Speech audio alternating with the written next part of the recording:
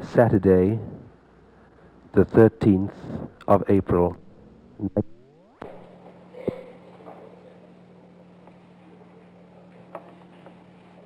I would like to wish all of you a happy Pesach. In the olden days, it used to be a kosher Pesach. We can say that too, as long as we are not thinking merely of the meticulous preoccupations with the halachic minutiae, which are important within a context and a framework. A kosher Pesach, that's the way we used to say it, when we over 30s were under 30 some years ago. A happy Pesach, and now the purveyors of Manischewitz wine have reintroduced a decent Pesach for all Jews and Gentiles in New York City to participate in, and that's nice too. Happy, kasher, or sweet. Surely the essence of the Seder service, which I hope all of you enjoyed last night and will enjoy this evening, is the spirit of peace and reconciliation which hovers over the home.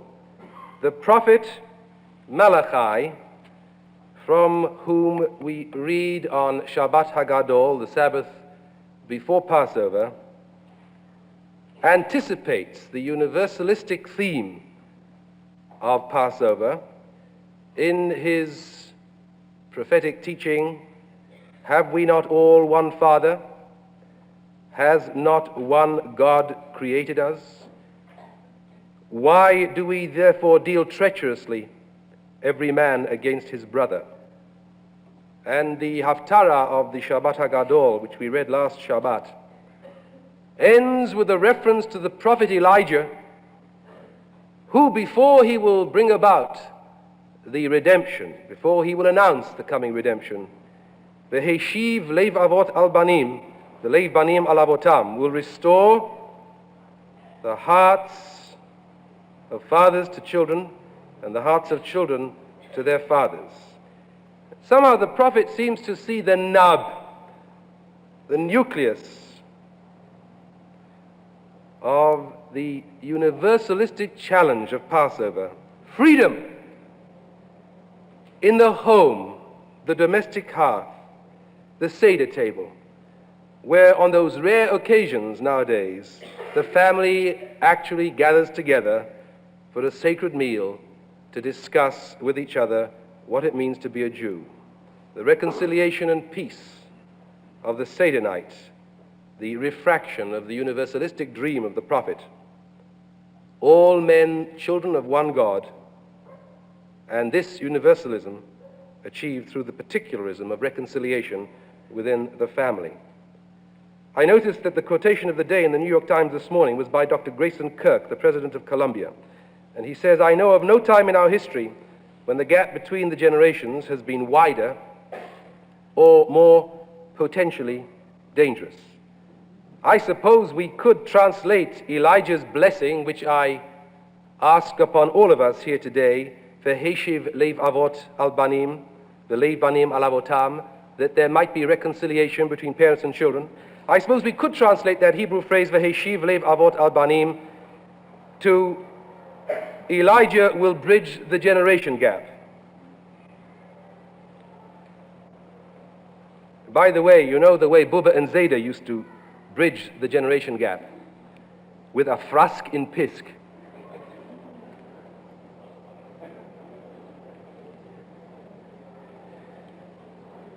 A decent Pesach, a sweet Passover. That means a slap in the mouth, by the way. A sweet Pesach because always Passover reminds us of maror, of bitterness. Avadim hayinu, we were slaves. The bitterness of our recollection of the past. The long, far ago, far away past of Egypt, 2,500 years ago, and the more recent past. We must never forget that we were slaves. In a few days, on the 25th of April, in Times Square, there will be a mass commemoration of the anniversary of the uprising of the Warsaw Ghetto, let us not forget the past. The public schools will be closed. Permission will be granted for all those who wish to participate in this anniversary of the Warsaw Ghetto to attend. Let us not forget the past. This year, because of the anguish of the Jews in Poland, the commemoration of the Warsaw Ghetto will indeed be a protest on behalf not only of those who died in the Warsaw Ghetto, but of the insult to the memory of those who died in the current persecution. Although we must confess an irony that the hand of anti-Semitism now lies heavily on those Jews who ran away from their Judaism and thought that they could escape it in the Communist Party and in other parts of the government. It is sad that we must protest even after the Warsaw Ghetto for those who still cannot see that nothing is to be gained for the Jewish people by running away from their past. The price, perhaps, is greater when one runs away than when one stands and fights meaningfully. At our table last night, and I hope at yours, there was a symbol which commenced only last year, a separate setting for 3 million Russian Jews, a separate piece of matzah, so that the children, in addition to the questions they ask about everything else on Seder night, can say, why is there a special chair and a special plate and a special knives and forks and a piece of matzah? What is it there for? And the answer is because there are 3 million Russian Jews who are not able to live fully as Jews. Now let us be fair with our children and ourselves. Russia is not Nazi Germany. And the Jews in Russia are not being treated the way in which the Nazis treated the Jews. One might almost say that in a sense there is almost an ideological justification in terms of communism for what the Russians are doing. From their point of view, not from ours.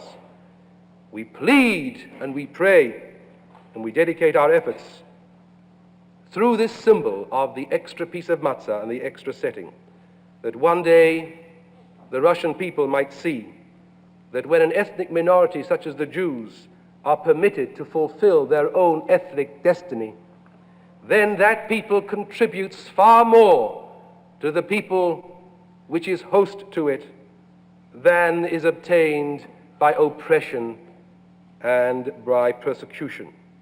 We pray through the symbol of the separate piece of matzah that the Russian Jew may be permitted to fulfill the implications.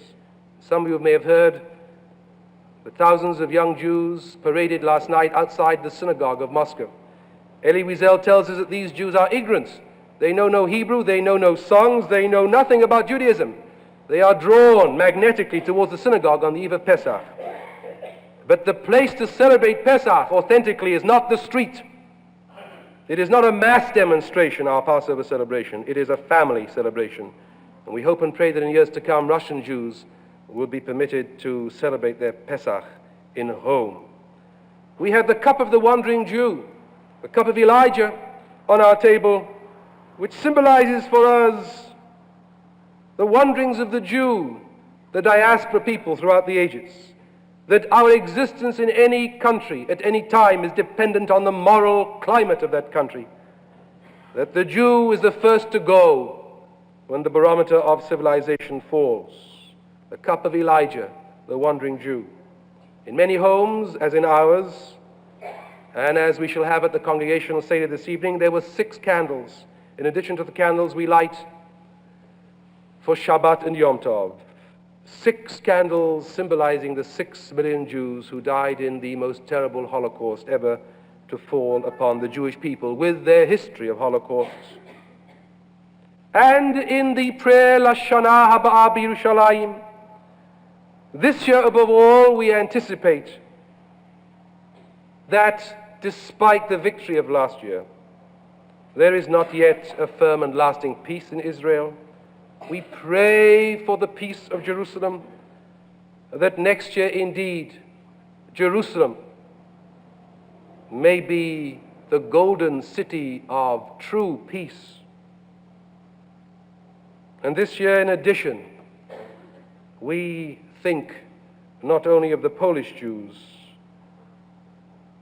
and the Russian Jews and of the Jews in Israel, but also of the Egyptian Jews caught up in the fight between Egypt and Israel and made to suffer terribly. They're suffering no less because it is so inconspicuous, relatively speaking, because of their limited numbers, in the mass of suffering, the millions of multiples we are used to accept in the modern world. Egyptian Jews hounded into prison, subjects of Egypt with Egyptian passports, treated as outcasts, tormented, tortured, and persecuted. For all these Jews, Pesach cries out this year, Shalach ami v'ya'avduni, let my people go, that they may serve me. But an additional tragedy this year hangs over us as American Jews, tugging at our heartstrings. This year, all the perfumes of Arabia will not sweeten the maror, the acrid fumes left hanging over this great and populous democracy from the assassin's rifle. As we think of the maror in all countries, the maror experienced and by all Jews and which all Jews are forced to consume, especially at this time of the year, not all the charoset will temper the sharp taste of anguish that we American Jews must experience with our fellow men in this great democracy over the death of Martin Luther King.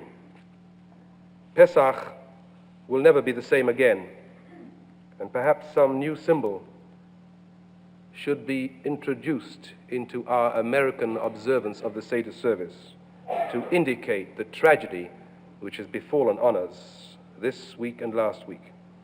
My interest in the emancipation of the Negro is purely selfish.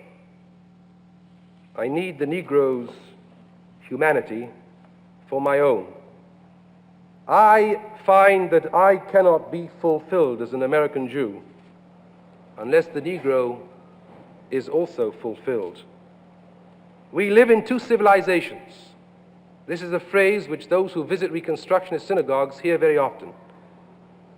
What that means in terms of Reconstructionist theory is that if we cannot be authentic Americans, we cannot be authentic Jews. If we cannot be authentic Jews, we cannot be authentic Americans. What we gain from one ethnic tradition, we lend to the other. There is an interchange.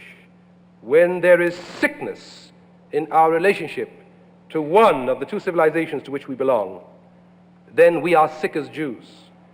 Reconstructionism does not tolerate an enclave theory, a Spring Valley theory. You cannot be a Jew in the ghetto in 20th century democratic life. Whether the ghetto is Spring Valley or Brooklyn or Scarsdale and White Plains, we must be involved in the ongoing life of all Americans. We have a moral responsibility to all Americans, else we do not fulfill a moral responsibility to ourselves. Any Seder service which was tarnished last night in any way by racist thoughts, by indifference to the plight and anguish of the Negro, by a shrug of relief that it was all over and now business was back to usual, was no Seder service. It was a blasphemy. We have asked you in this congregation to send us contributions in memory of Martin Luther King. We have suggested that every member of the congregation tries to give approximately $10, although we will certainly not turn away larger or smaller contributions. Many of you have already replied to my letter of a day or so ago. Some of you indicated you had already given, and I know you are generous. But God bless you, you gave again because you wanted to participate with us of the SAJ as a unit. It was suggested at the Board of Trustees, and I think it's a beautiful idea, that as an SAJ community, we try to just put a little drop in the bucket, something little tangible as a community, that we send one Negro boy through college. If every member of this congregation gave approximately $10, we could do precisely that. And if you happen to be here this morning and you're not a member of our congregation, then for this purpose, I declare that you are a member of this congregation. And checks may be made out to the SAJ and sent to me at the synagogue. Of course, it's a drop in the bucket. But we need that Negro student going through college on our money more than the Negro people, and that Negro student needs it. We need the physical freedom of the Negro for our own moral freedom. We shall send, by the way, a list of names of all those who contributed to the SCLC, and the total sum, I hope proudly, will be announced in the bulletin. Some years ago, I went to see a play by Christopher Fry called The Firstborn in England. So long ago, I can't even remember the play. It's a good play. If we had more time, maybe one year we should try to do a little bit of it in synagogue on Passover. I can remember just one scene where Pharaoh, it's late at night, and Moses is trying to reason with Pharaoh. Look, Pharaoh, we can't carry on like this anymore. You can't keep a people in slavery like this anymore. You've got to let us go. Pharaoh says, look, Moses, I'm busy. I have all these state papers to read through before tomorrow morning. And I have a meeting at 9, and a meeting at 10, and a meeting at 11. I know you have a problem, but there are so many other things to do. I am Pharaoh. I am ruler of this vast country, and I have many other priorities. And now, Moses, I am tired, and if you will forgive me, please let me go to sleep. I hope Christopher Fry will permit my interpretation of what I remember now, 15 years after having seen the play. Let me go to sleep, Pharaoh says. And Moses replies, and I think I remember these words correctly, a fiery Moses with a beard and eyes flashing. Pharaoh has just said that he wants to go to sleep. He's too tired to hear what Moses has to say about an enslaved people. And Moses says to him, Pharaoh, let no man sleep till everyone can sleep. Perhaps Moses, at this moment in Jewish history, in America, would say to the Jew who says to the Negro, look, I sympathize with you, I'm terribly upset, believe me, I cried when I heard the news, but I'm sorry, I have a date at home, I've got to go home, my family are having a Seder service, I've got to get back there. Conceivably, Moses, through the Negro, would have said to the Jew, let no one sit down to celebrate the festival of freedom till all men can sit down to celebrate the festival of freedom. Well, we had interesting things happening this week. I want to read you one advertisement in the New York Times which caught my fancy. Levitt pays tribute to Dr. King in deed, not empty phrases. Permit me to read this into the record. For many years, Levitt and Sons write, our housing policy has been to abide by local law or custom. Accordingly, there have been Levitt communities that have been integrated and others that were not. During those years, however, we have constantly urged both the executive and legislative areas of government to take action, making desegregation the law of the land. Our policy has been a matter of record in testimony before congressional committees and White House meetings. So far, there is no law or executive order eliminating segregation in the United States. And we shall not wait any longer for such action to occur. As a tribute to Dr. King, this company has adopted a new policy, effective at once, eliminating segregation any place it builds, whether it be the United States or any other country in the world. We ask all our colleagues to adopt a similar policy without delay. The forces of bigotry and prejudice must not be permitted to prevail any longer, and we urge all builders, large and small alike, to do their part in making America once again the ideal of the world. We congratulate Levitt and Sons. I am sure that it is easier for a company of their size to make such a magnanimous gesture than perhaps a smaller company. But was it necessary even for the Levitts of our land to wait until Martin Luther King died? We have seen this week a civil rights bill passed in indecent haste, which might never have passed without Martin Luther King being killed. The words of Bernard Shaw at the end of the play St. Joan burn in our ears. Must then a Christ perish in torment in every age to save those that have no imagination? Do the pens which sign the bills of every act of progressive legislation in this country have to be dipped in the blood of martyrs? At this coincidence in the calendar of Easter and Pesach, perhaps it would be easier to be a Christian than a Jew.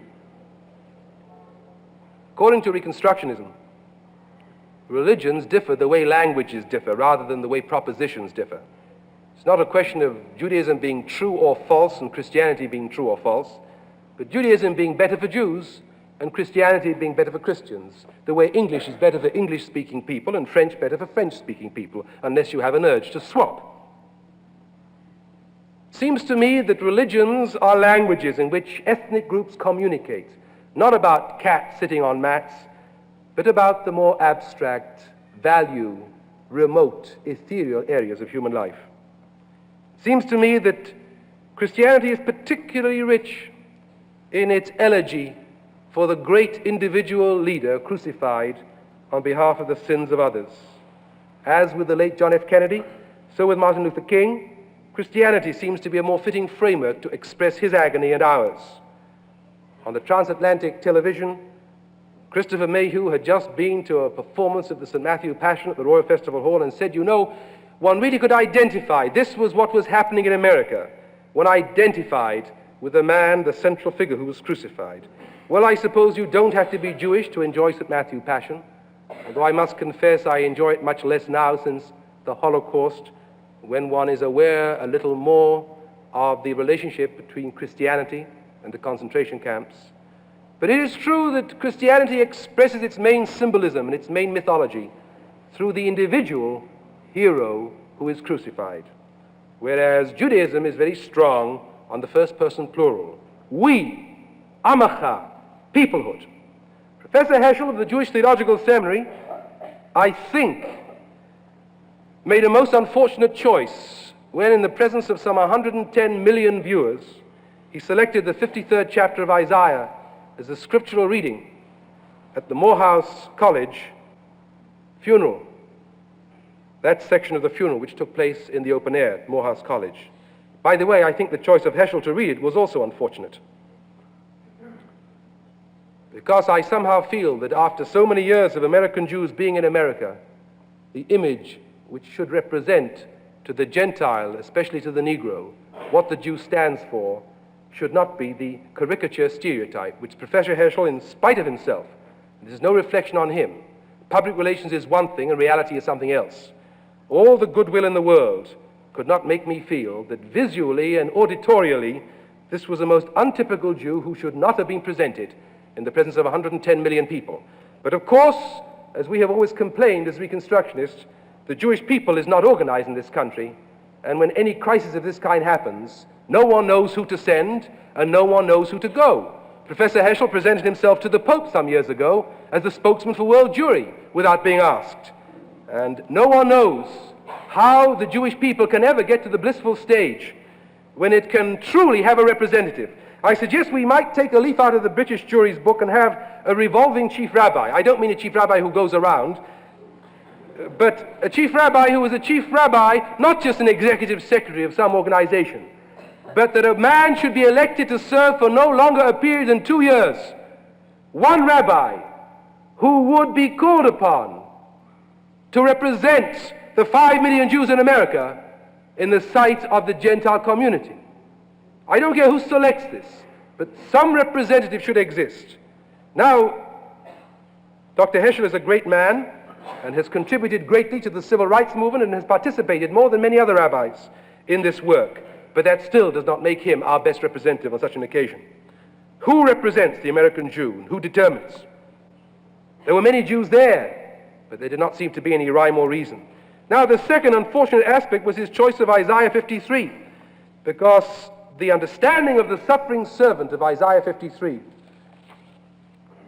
who was despised and forsaken of men, a man of pains and acquainted with disease, who was despised and we esteemed him not, who bore our diseases and carried our pains, who was smitten of God and afflicted, who was wounded because of our transgressions. By the way, I'm the last one to talk about the problem of an accent. I'm merely saying that there is an American community which needs an American representation.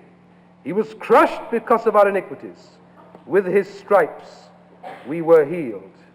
He was cut off out of the land of the living for the transgression of my people, although he had done no violence. Now the problem there is that there is no Jewish source that I know of that gives an individualistic interpretation to the 53rd chapter of Isaiah. All Jewish commentators, unequivocally, regard the suffering servant collectively as the people of Israel. And by reading this chapter in this context, Dr. Heschel, it must have been wittingly, because no one knows more about the Bible than Dr. Heschel, chose to use the Hebrew Bible to give a Christological reading, which I, for one, felt uncomfortable with. The suffering servant is not the individual hero. He is the people as a whole. But that's why I say that Judaism has very little to offer for the crucified individual, and perhaps the idiom of Christianity is better at this time of the year to express the tragedy we have experienced. So the paradox was that the Negro Abernathy read our Bible more effectively and with greater dignity. It may well be that the death of Martin Luther King was personal and can best be described in the Christian myth. But we Jews know of the peoplehood experience, and there are things that can be said about the funeral of Martin Luther King which can best be conveyed in our idiom of Amacha Yisrael. Of the revelation on Mount Sinai, we read, Vayichan Yisrael neged hahar. Israel encamped before the mountain. And the rabbis say, why does it not say in the plural, Vayachanu Yisrael? Why Vayichan Yisrael in the singular? To which the rabbis say there was unity. Ki ish echad, belev echad. As one man with one heart. That is the impact on many of us of the manner in which the funeral of Martin Luther King was commemorated, especially in the church and at Morehouse College. The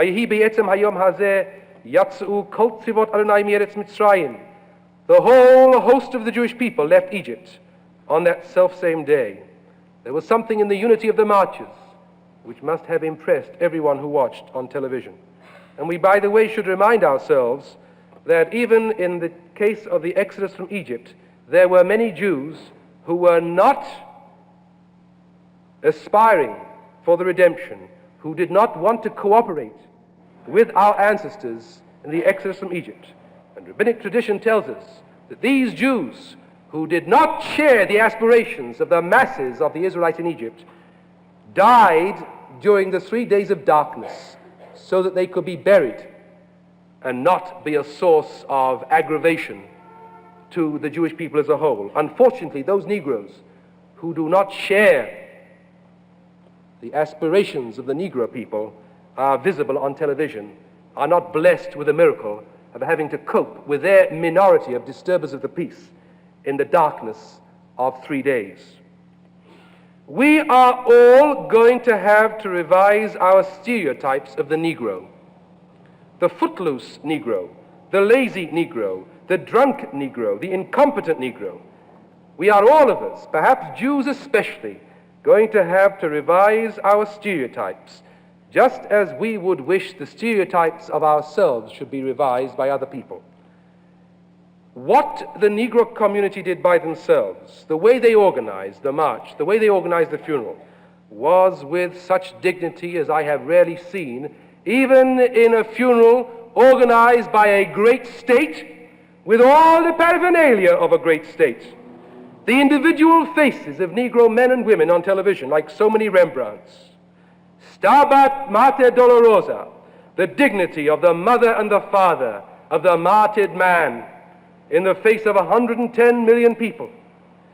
The thoughtfulness, even under stress, to be thoughtful at such a moment and think that it was hot and it was crowded and therefore 10 or 12 speeches should be cancelled. And no one was broigus. I want to make no invidious comparisons. No one was upset because they were asked not to speak. Hast du gehört etwas in a Jewish situation? I don't want to be self-critical, but perhaps we should. Can you see no one looked miserable because they hadn't been allowed to have a field day? 12 speeches were cancelled. And it went on. And the man thought of this when his son lay dead in front of him. And Mrs. King, happy the people that create such a woman with such dignity. We white Anglo-Saxon Jews had thought that Jacqueline Kennedy embodied all the graces. And now the grandchildren of slaves have taught us a lesson. They buried him from Ebenezer Church, and most of the seats were reserved for the congregation, although the greatest dignitaries of the world stood outside. I hope we could have done the same thing. The dignitaries stood outside, but those simple people who organized this funeral felt instinctively that it was right that those who had supported him in life should be with him at death. When Ben-Gurion visited this country, I understand that it was almost impossible for the students to get anywhere near him. He met the big donors to UJA. He met the machers, the knackers. But the common man in the street is past nicht. And this is what happened when the great Jew visited our country. But at Ebenezer Church, the bulk of the seats were taken by the poor Negroes who supported Martin Luther King in life. What dignity there was at that service. What a natural quality in the prayers. What eloquence in the eulogies. I don't have much experience of marches. I can only compare the march I saw on television last week with the march I participated in Washington in connection with the Six-Day War in Israel. I want to tell you, folks, that 24 organizations organized the march in Washington. The public address system broke down, and I was embarrassed by late in the afternoon that I had inveigled my congregation to send 2 busloads of people down because they were sitting around listlessly. No one was organizing anything. And we've been around a long time. And I looked at the chairman of the synagogue, and he looked at me, and we both felt distinctly embarrassed that we had been told that 24 organizations were planning something in Washington. And there was more time then to plan. And there was no organization. I thrilled spiritually to the choir. I announced more in sorrow than in anger that there would be no choir singing in this synagogue tomorrow, because our professional singers on Easter Sunday will be singing in church. With all our great Gedula and Gevura and Gewalt about Jewish music and Reconstructionism, I don't know what the reason is, we still do not have Jewish choristers who are committed Jews who can sing in a synagogue all days, not just when, unfortunately, Easter Sunday coincides with Pesach, and we have to take second place. The value of Gentiles in any case singing Jewish prayers from phonetic English in a synagogue such as ours is a problem which worries me anyway and has worried me for years, and there's no point in my beating about the bush. We have wonderful singers. They have wonderful voices. They are wonderful human beings. But there is a problem of religious music as opposed to technical music, which I cannot resolve in my own conscience. There was a woman, an unknown woman in that chapel at Ebenezer, and she sang a Negro spiritual. She wasn't brought in just for the occasion because she had a sweet voice and was internationally renowned because of that sweet voice. She sang every week in that choir. And the announcer said, this woman, they didn't even know her name. She was anonymous. We didn't know who she was. And she sang from the heart. And then the announcer said, this was the favorite hymn of Martin Luther King. He heard it so often in the church from her mouth. And that is why she was able to give that kind of feeling. I feel that we are doing something wrong. Maybe we aren't providing a big enough budget. Maybe we Jews as a whole, Reconstructionists, talk about Jewish music, but do not realize that there is a place for a Jewish, involved, committed choir singing Hebrew within the framework of a synagogue 365 days of the year, so that there can be the overtones that we heard in this spiritualist singer's voice. Of course, I am speaking of the choir. I am not speaking of our cantor, who in his own rendering of the Jewish music adds the technical excellence and perfection to the Yiddish neshama, for which one truly has to be a Jew. Later, They got an outstanding Negro singer, Mahalia Jackson. I don't know. You must have watched this as I did. We saw the Negro people in public speaking their heart. I have never been so deeply moved. But I had to remember, in all fairness to myself, that when we met together in the Madison Square Garden some years ago, on behalf of Russian Jewry, the man chosen by the organizers to sing one item on behalf of all those Jews who were gathered there was Cantor Kuzovitsky. And some of you were there and heard his rendition of El Mali Rachamim, and it was painful. It was an exhibitionist coloratura of the old Third Avenue type, which those of you who have heard the Third Avenue, is it Third Avenue? I'm not that much of an American. Second Avenue, all right, so one avenue, difference makes this. Those of you who are not there, pass no judgment. Those of you who were there in Madison Square Garden, and those of you who watch television this week, you make the judgment. Now the press in this country prints the scandal, the rape and the arson and the loot and the burning. It's good news and it sells papers. If you read the Haggadah carefully last night, you will observe, Vayanatzu et Mitzrayim, our ancestors also had the equivalent of a Watts revolt when they left Egypt. They spoiled the Egyptians. Vayetzu birchush gadol, they went out with great substance. Now the rabbis say, well, the reason why they took it all from the Egyptians was because they said, we've been working for you for all these years and we've been underpaid, so now we have a right to chop it. But it wasn't strictly within the letter of the law. And the argument in the minds of some of those simple Negroes who break in shop windows is exactly the same. You fiddled us and swindled us for years, so now we're helping ourselves. And they go out birchush gadol. Please, if you missed that little point in the Haggadah, read it again. We know the Negroes have their battens, so do we Jews. But we saw the Amacha on television, and you can't keep the truth from the people all the time, even though the nasty bits of information about the Negroes sell the newspapers. We saw a whole people, ki ish echad belev echad, as one man with one heart. Ki hinei enechem haroot, your eyes beheld it. The elected representative, the governor of Georgia, when he was asked why he was working on Tuesday, said, we never close on Tuesday. And the face of Coretta King was the answer which the Negro people gave to that supreme example of American liberalism. Christianity sees death and resurrection this weekend. We can imagine what is going on tomorrow in the Ebenezer Chapel, the rising of the resurrected Jesus. Others will be his immortality for the Christian. We see a people united, strong in resolve to achieve its inevitable destiny. A Negro Haggadah will yet be written, which will give a central role to Martin Luther King. We Reconstructionists have included in the Haggadah Shel Pesach Moses, whose name is absent from the traditional Haggadah. There is no reference whatsoever to Moses in the traditional Haggadah. And yet in Dr. Kaplan's Haggadah, the name of Moses has been put in again. Why? Because the humanistic rendition of the Haggadah takes the centrality from God and places it squarely with the Jewish people. Moses was a great leader. We are not ashamed to say so. And therefore, Moses must have a central role in our Reconstructionist Haggadah. Even so, Negroes will one day pray the equivalent of Avadim Hayinu Bi'arzot Habrit Vayotzienu Martin Luther King Misham, the redemption from Egypt on the part of a great man under God. Pesach will never be the same again, not for American Jews, nor for sensitive Jews world over. This American was an international symbol of peace.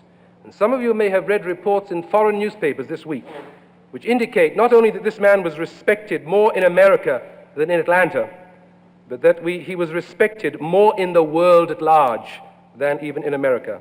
Like Eleanor Roosevelt, he was fiercely American, but he belonged to humanity, an ethnic prophet with a universal message. Nothing is more universal than the theme which Pesach celebrates. It is Zaman Cherutenu, and yet nothing is more particularist than the way in which we celebrate it.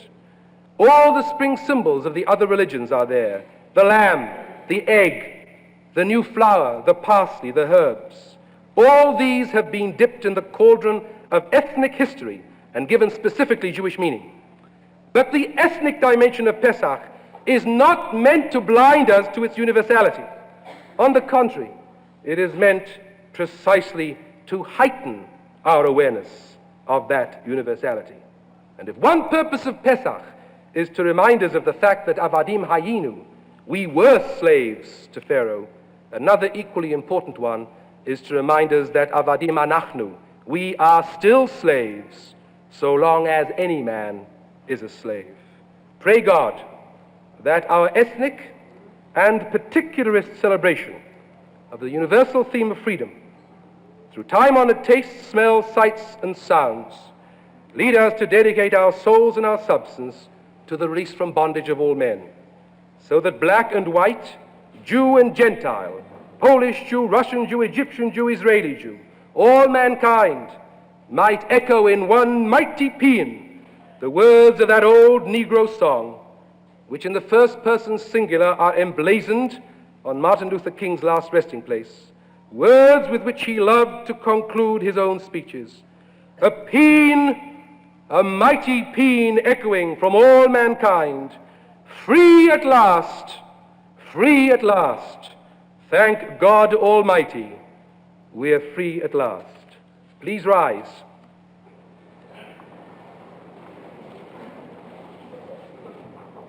I suggested that a symbol should be used in our Passover celebration to commemorate what we American Jews have gone through this week.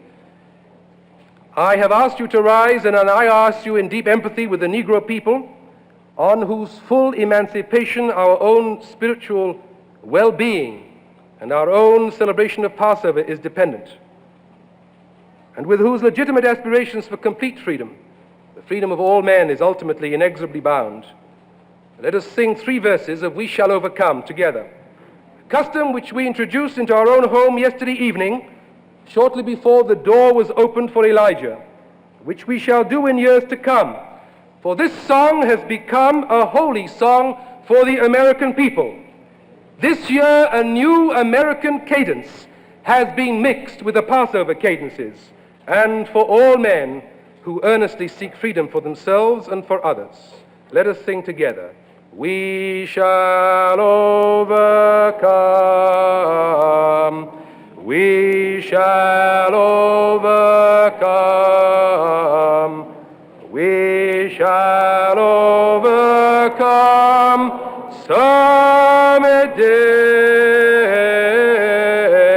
Oh, deep in my heart, I do believe we shall overcome some.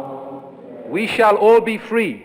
We shall all be free. We shall all be free. We shall all be free someday. Oh, deep in my heart,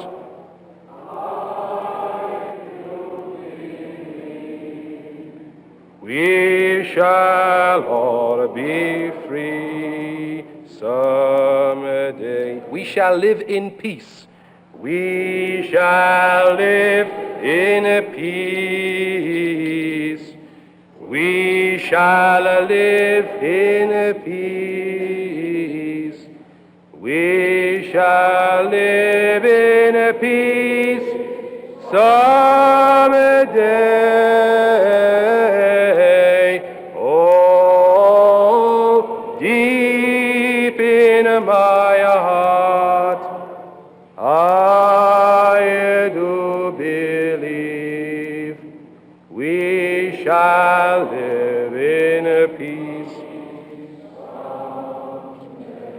Now, our choir will sing an ancient Jewish version of that self-same universalistic theme of We Shall Overcome, Karev Yom Asher Lo Yom V'Lo Laila, a prayer for the coming of the Messiah, which in its supernaturalistic idiom translates, we shall overcome to the ancient idiom of God shall overcome. Karev yom, asher hu lo yom v'lo laila. Please be seated.